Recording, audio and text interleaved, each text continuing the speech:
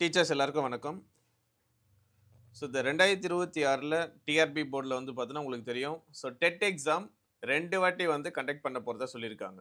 So இந்த chances இன்னும் யாராச்சும் டெட் எக்ஸாம் பாஸ் பண்ணல அப்படின்னா, ஸோ இது இந்த 2026 கண்டிப்பா வந்து ஒரு நல்ல சான்சஸ் அப்படின்றது தான் நீங்க எடுத்துக்கணுமே. இப்போ ரீசென்ட்டா வந்து பார்த்தீங்கன்னா, டெட் எக்ஸாம் ரிசல்ட் விட்டுருப்பாங்க. அதில வந்து 1 மார்க், 2 மார்க்ல வந்து லாஸ் பண்ணியிருக்கலாம் ரிசல்ட்ட. ஓகே. ஸோ அதெல்லாம் வந்து தூக்கி வச்சுருங்க. 1 மார்க்ல போச்சா, 2 மார்க்ல போச்சா, இல்ல நான் வந்து சரியாவே நான் படிக்கல. எனக்கு 50 மார்க் தான் வந்துச்சு. இல்ல எனக்கு 60 மார்க் தான் நான் எக்ஸாமே எனக்கு வந்துச்சு. எனக்கு வந்து 75 மார்க்குக்கு ஸோ ரிசல்ட் வந்து பார்த்தீங்கன்னா, எனக்கு வந்து கம்மியா தான் வந்தது அப்படின்ற மாரி இருக்கிறீங்கன்னா, ஸோ நோ இஷ்யூஸ் விட்டுருங்க. முடிஞ்சது முடிஞ்சு போச்சு. ஓகேவா? நம்ம அத பத்தி பேசி இதனால எதுவும் வந்து பார்த்தீங்கன்னா, திருப்பி வந்து பார்த்தீங்கன்னா, நெறைய பேர் ரீவேல்யூவேஷன் பண்ணலாமா அப்படின்றீங்க. ரீவேல்யூவேஷன் அப்படின்றது டிஆர்பி போர்ட்ல கிடையாது. ஓகேவா? ஸோ அதுக்கான சான்சஸ் லெஸ். அதனால அதெல்லாம் நம்ம வந்து பார்த்தோன்னா, ஸ்டெப் எடுக்க முடியாது. ஸோ ஃபர்தரா நம்ம என்ன பண்ணலாம் அப்படின்னா, அடுத்த எக்ஸாம் ஸோ இப்போ வந்து அப்கமிங் எக்ஸாம் டெட் எக்ஸாம் வர மாரி இருக்கு. ஸோ அதுக்கான ப்ரிப்பரேஷன ஆல்மோஸ்ட் நெறைய பேர் ஸ்டார்ட் பண்ணிட்டாங்க. ஸோ நீங்க யாராச்சும் அது மாரி இருக்கிறீங்க, அந்த ஸ்டேஜ்ல தான் இருக்கிறீங்க அப்படின்னா, ஸ்டார்ட் பண்றதுக்கு என்னென்ன வழிமுறைகள பண்ணணும் அப்படின்ற மாரி நான் தெளிவா வந்து சொல்றேன் நானு. ஃபர்ஸ்ட்டு ஈஸியா டெட் எக்ஸாம கிளியர் பண்றதுக்கான ஒரு ரோட் மேப் மாரி நான் உங்களுக்கு தரேன் நானு. ஸோ இது வந்து ஒரு நம்ப நம்ப ஒரு இந்த இந்த டெட் எக்ஸாம எப்படி என்ன மாரியான அப்ரோச் பண்ணாக்கா, ஈஸியா நம்ம வந்து இந்த டெட் எக்ஸாம கிளியர் பண்ணி, நம்பளுக்கான சர்டிஃபிகேட்ட வாங்கிடலாம். அத அத நம்ம வந்து பார்த்தோன்னா, ஐடியாஸ் பண்ணலாம். ஸோ இந்த வீடியோவுல ஒரு சில இம்பார்ட்டன்ட்டான ஐடியாஸ் நான் தரேன் நானு. ஃபர்ஸ்ட்டு நீங்க டெட் பேப்பர் 1, பேப்பர் 2 எழுதும்போது, என்னென்ன சப்ஜெக்ட் எல்லாம் எவ்வளோ எவ்வளோ மார்க் எடுத்தாக்கா, நாம வந்து பார்த்தீங்கன்னா, ஈஸியா இந்த எக்ஸாம கிளியர் பண்ணலாம் அப்படின்றதுக்கான ஃபர்ஸ்ட் விஷயம். ஸோ இப்போ வந்து தமிழ் அப்படின்றது வந்து பார்த்தீங்கன்னா காமன். ஸோ பேப்பர் 1 இருக்கட்டும், இல்ல பேப்பர் 2 இருக்கட்டும், நீங்க என்ன மேஜரா இருந்தாலும். ஸோ தமிழ், இங்கிலீஷ், சைக்காலஜி இது வந்து ஒரு காமன் சப்ஜெக்ட்டா தான் இருக்கு. இதுல எவ்வளோ எவ்வளோ மார்க் எடுத்தாக்கா, நாம இந்த டெட் எக்ஸாம ஈஸியா கிளியர் பண்ணலாம் அப்படின்றதுக்கு ஒரு சின்னதா ஒரு ரோட் மேப் நான் தரேன். இத ஃபாலோ பண்ணுங்க. ஸோ ஃபர்ஸ்ட்டு தமிழ் அப்படின்றது மேபி நம்ம எல்லாருக்குமே வந்து பார்த்தீங்கன்னா, ஒரு ஈஸியான சப்ஜெக்ட்டா தான் இருக்கும்.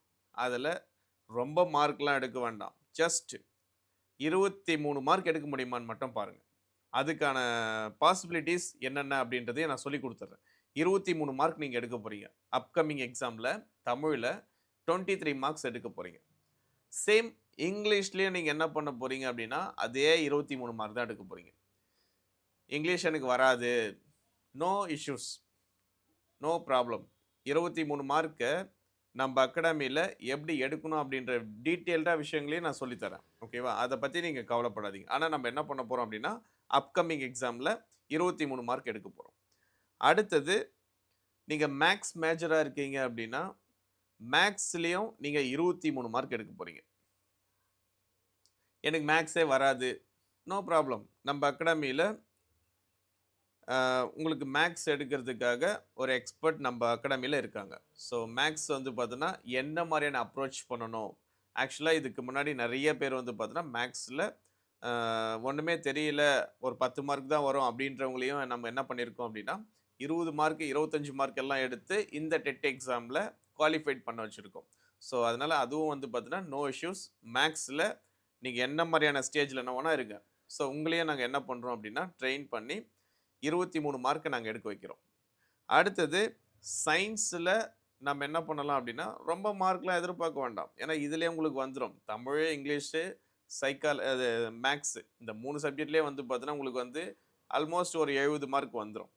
அதுக்கு மேல நீங்க வந்து சயின்ஸ நீங்க படிக்கலனாலும், நீங்க ஏதேதோ ஒண்ண வந்து நீங்க ரவுண்ட் பண்ணி வச்சா கூட உங்களுக்கு வந்து ஒரு 5லிருந்து ஒரு 8ஓ இல்ல ஒரு 10 மார்க்கோ வரும். சைக்காலஜிலயும் நம்ம வந்து என்ன பண்ணிடலாம் அப்படின்னா, சும்மா ஒரு ரவுண்ட் பண்ணா கூட ஒரு 10 மார்க் வரும்.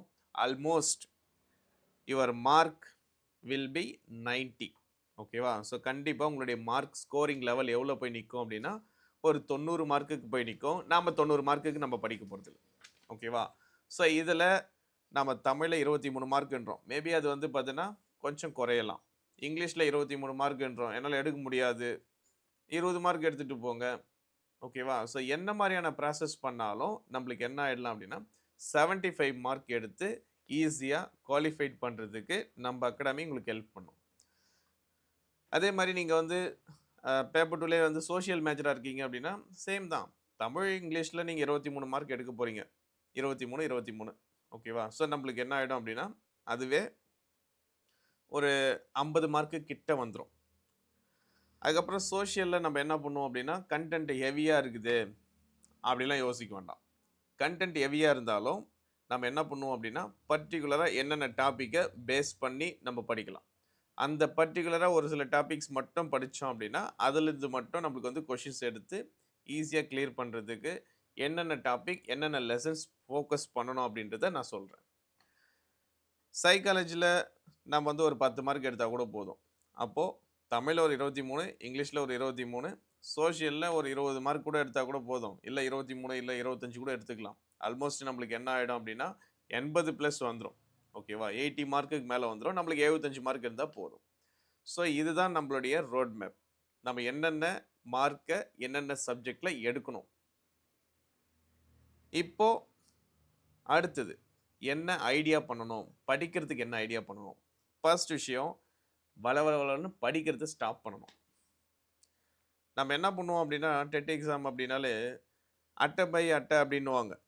ஓகேவா? நிறைய பேர் ஃபஸ்ட்டு பேஜ்லேருந்து லாஸ்ட் பேஜ் வரைக்கும் படின்னு சொல்லியிருப்பாங்க. அதெல்லாம் நம்ம இதுக்கு மேலே என்ன பண்ண போகிறதில்ல, படிக்க போகிறதில்ல.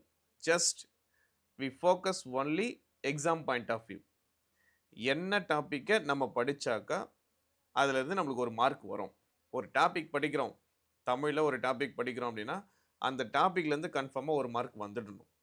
அப்போ செலக்டட் டாபிக்ஸ், செலக்டிவாக இந்தந்த டாபிக் மட்டும் தான் படிக்கணும் அப்படின்றத நாம் என்ன பண்ணணும் அப்படின்னா ஃபஸ்ட்டு ஐடென்டிஃபை பண்ணணும். அப்போது இம்பார்ட்டன்ட் டாபிக்ஸ் மட்டும் ஃபோக்கஸ் பண்ண போகிறோம். அடுத்தது எக்ஸாம் பாயிண்ட் ஆஃப் வியூவில் நம்ம எப்படி படிக்கிறது. இதுக்கு முன்னாடி நடந்த question paper, previous year question paper, இதில் நம்ம என்ன பண்ணுவோம் அப்படின்னா என்னென்ன டாபிக்ஸ்லேருந்து ரிப்பீட்டடாக கொஷின்ஸ் எடுக்கிறாங்க அப்படின்ற ஒரு சில செலக்டட் டாபிக்ஸை நம்ம என்ன பண்ணுவோம் அப்படின்னா டிவைட் பண்ணணும். டிவைட் பண்ணிட்ட பிறகு அப்போ அந்த பர்டிகுலர் டாப்பிக்கை நம்ம ஃபுல்லாக ஃபோக்கஸ் பண்ணணும். ஃபோக்கஸ் பண்ணி இதை மட்டும் நம்ம வந்து என்ன பண்ணணும் அப்படின்னா படிக்கிற மாதிரி இருக்கும். அப்போது previous year question paper base பண்ணி நம்ம அகாடமியில் என்ன பண்ணுவோம் அப்படின்னா கிளாஸஸை எடுக்க ஆரம்பிப்போம். அடுத்தது ஒரு டாபிக் படித்தாக்கா கன்ஃபார்மாக ஒரு மார்க் வந்துடணும். ஓகேவா? அதுதான் நம்மளுடைய மெயின் ஃபோக்கஸ். நம்ம வந்து என்ன தோணா படிக்கிறது கிடையாது. நம்ம ஒரு கதையை படிக்கிறோம் அப்படின்னா அந்த கதையிலேருந்து கொஷினே வராதா, அது தேவையில்லை. ஒரு லெசன் படிக்கிறோமா, அந்த லெசன்லேருந்து ஒரு கொஷின் கூட வராது, தேவையில்லாமல் அதில் உட்காந்து டைம் வேஸ்ட் பண்ண வேண்டாம். எது நம்மளுக்கு எக்ஸாமில் வருமோ அந்த ஒரு டாப்பிக்கை நம்ம வந்து ஸ்ட்ரெயின் பண்ணி கூட படிச்சுக்கலாம். ஏன்னா ஒரு மார்க் இருக்குது, ஒரு மார்க் எதில் வருதோ அதை மட்டும் படிப்போம். இப்போ நம்ம என்ன பண்ணுறோம் அப்படின்னா இந்த பேஸ் பண்ணி wanted topic, unwanted topic. Okay, நம்ம இந்த டாபிக் படித்தா ஒரு மார்க் இருக்குது, இந்த டாபிக் படித்தா நம்ம வந்து பார்த்தீங்கன்னா மார்க் வரப்போகிறது இல்லை அப்படின்ற மாதிரி. அடுத்தது இதை ஃபோக்கஸ் பண்ணி நம்ம எப்படி படிக்கிறது அப்படின்ற மாதிரி உங்களுக்கு வந்து எது நம்மளுக்கு இம்பார்ட்டன்ட் டாபிக்கு, எது இம்பார்ட்டன்ட் டாபிக் இல்லை அப்படின்றத நான் எப்படி ஐடென்டிஃபை பண்ணுறது, அதெல்லாம் வேண்டாம். ஓகேவா? ஸோ நம்ம மெஸ்மரைஸ் அகாடமியில் உங்களுக்கு நம்ம என்ன பண்ண போகிறோம் அப்படின்னா ஒரு புதுசாக ஒரு பேட்ச் வந்து ஸ்டார்ட் பண்ண போகிறோம். TET exam paper 1 and paper 2. So maths மேஜருக்கு தனியாகவும் சோஷியல் அதை சூஸ் பண்ணுற மேஜருக்கு தனியாகவும் நம்ம என்ன பண்ணுறோம் அப்படின்னா ஒரு பேட்ச் வந்து நியூவாக வந்து ஸ்டார்ட் பண்ண போகிறோம். ஸோ இந்த பேட்சில் உங்களுக்கு என்ன இருக்கும் அப்படின்னா எப்படி வந்து டெட் எக்ஸாம் அப்ரோச் பண்ணி என்னென்ன டாப்பிக்கை ஃபோக்கஸ் பண்ணணும் அப்படின்ற மாதிரி video classes means recorded classes தான். நம்ம என்ன பண்ணுவோம் அப்படின்னா ரெக்கார்டட் பண்ணி உங்களுக்கு அந்த வீடியோவோட லிங்க்கை நம்ம என்ன பண்ணுவோம் அப்படின்னா சென்ட் பண்ணுவோம். ஸோ அந்த லிங்க் வழியாக நம்மளுடைய கிளாஸஸை நீங்கள் எப்போ வேணாலும் பார்க்கலாம். ஃபார் எக்ஸாம்பிள் நீங்கள் வந்து ஒரு கவர்மெண்ட் டீச்சராக இருக்கீங்க, இல்லை ப்ரைவேட் ஸ்கூல் டீச்சராக இருக்கீங்க, இல்லை ஹவுஸ் ஒய்ஃபாக இருக்கீங்க, நான் வேலைக்கு போயிட்டுருக்கேன். ஸோ என்ன மாதிரியான சுச்சுவேஷனில் நீங்கள் இருந்தாலும் உங்களுடைய டைமை நீங்கள் என்ன பண்ணுவீங்க அப்படின்னா நீங்களே டிசைட் பண்ணுவீங்க. ஸோ அந்த ஒரு டிசைடிங் டைமில் நீங்கள் என்ன பண்ணலாம் அப்படின்னா அந்த கிளாஸஸை நீங்கள் லிசன் பண்ணலாம். ஸோ கன்வீனியன்ட் டைமுக்கு நீங்கள் யூஸ் பண்ணுற மாதிரி நம்மளுடைய கிளாஸஸ் உங்களுக்கு வந்து இருக்கும். ப்ளஸ் நீங்கள் ப்ராக்டிஸ் பண்ணுறதுக்கு ஸ்லிப் டெஸ்ட் அதே மாதிரி நாங்கள் என்ன பண்ணுவோம் அப்படின்னா அரேஞ்ச் பண்ணி தருவோம். ஸோ கிளாஸும் வந்துடும், ஆஸ் வெல் அஸ் உங்களுக்கு டெஸ்ட் பேட்சும் சேர்த்து ஆட் ஆகி வரும். ஸோ இதுக்கான கம்ப்ளீட் ஸ்டடி பிளான், அதுக்கப்புறம் நம்மளுடைய கிளாஸ் என்ன மாதிரி நம்ம கொடுக்க போகிறோம், என்ன மாதிரியான ஆங்கிளில் இந்த பேட்சை வந்து கொண்டு போக போகிறோம் அப்படின்றத நான் என்ன பண்ணுறேன் அப்படின்னா நெக்ஸ்ட்டு ஒரு கிளாரிஃபிகேஷன் வீடியோ நான் பக்காவாக நான் தரேன். ஸோ இதனுடைய ஃபீஸ் எவ்வளோ இருக்கும் அப்படின்னா 3,500. ஸோ 3,500 இருக்கும். ஓகேவா? ஸோ 3,500 ரூபா வந்து பார்த்தீங்கன்னா இதனுடைய பேட்ச் ஃபீஸ் வரும்.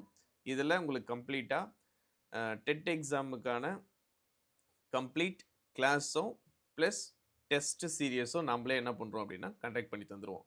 ஸோ இதில் உங்களுக்கு நான் ஒரு அஷூரன்ஸ் கொடுக்கணும் அப்படின்னா என்ன கொடுக்குறேன், ஒன்ஸ் நீங்கள் வந்து 3,500 பேமெண்ட் பண்ணி நம்ம பேட்சில் வந்து ஜாயின் ஆகுறீங்க அப்படின்னா அந்த பர்டிகுலர் ஜாயின் ஆகிற கேண்டிடேட்டுக்கு சர்டிஃபிகேட் கன்ஃபார்ம் பண்ணி கொடுத்துட்றோம். ஸோ உங்களுடைய ரிசல்ட்டில் 75 மார்க்கு உங்களுக்கு வாங்க வச்சு பாஸ் பண்ண வச்சு, ஸோ உங்களுக்கான டெட் எக்ஸாம் ரிசல்ட்டில் உங்களுக்கான சர்டிஃபிகேட் கன்ஃபார்ம் பண்ணி நம்ம வந்து வாங்கி கொடுத்துடலாம். இது ஃபஸ்ட்டு. அதுக்கு அடுத்தது என்னென்ன மாதிரியான பிரேக்கிங் ஆகுதோ, ஸோ படிக்கும்போது இப்போ நீங்கள் வந்து டெட் எக்ஸாம் நீங்கள் வந்து படிச்சுட்டே இருக்கீங்க, நம்ம பேட்சில் ஜாயின் பண்ணி படிச்சுட்டு இருக்கீங்க, தமிழில் ஏதோ ஒரு ப்ராப்ளம் வருது, இல்லை மேக்ஸில் ஏதோ ஒரு ப்ராப்ளம் வருது, எனக்கு படிக்கிறதுக்கு போரிங்காக இருக்குது, இல்லை ஏதோ வந்து எனக்கு தடங்கலாக இருக்குது. ஸோ என்ன மாதிரியான விஷயங்கள் உங்களுக்கு வந்து அப்டிக்கல் இல்லை பிரேக்கிங் பாயிண்ட்டாக இருக்கோ அதை நீங்கள் எங்களுக்கு வந்து எக்ஸ்போஸ் கரெக்டாக கொடுத்தீங்கன்னா நாங்கள் அதை டயக்னோஸ் பண்ணி உங்களுக்கு ஒரு சில எக்ஸ்ட்ரா அட்வான்ஸ்டாக நாங்கள் என்ன பண்ணுறோம் அப்படின்னா பர்சனல் கைடன்ஸ் கொடுக்குறோம். என்னென்ன பண்ணணும், எதில் உங்களுக்கு பிரேக்கிங் ஆகுதோ அதுக்கு ஒரு சில எக்ஸ்ட்ரா என்னென்ன பண்ணணும் அப்படின்றதையும் நான் பர்சனலாகவும் கைட் பண்ணவும் ரெடி. ஓகே, பேட்ச் ஜாயின் பண்ணிட்டோம், பேட்ச் ஜாயின் பண்ணிட்டா பேட்சில் மட்டும்தான் இருக்கணும்னு ஒன்றும் இல்லை. ஸோ பர்சனலாக என்னை காண்டாக்ட் பண்ணலாம்.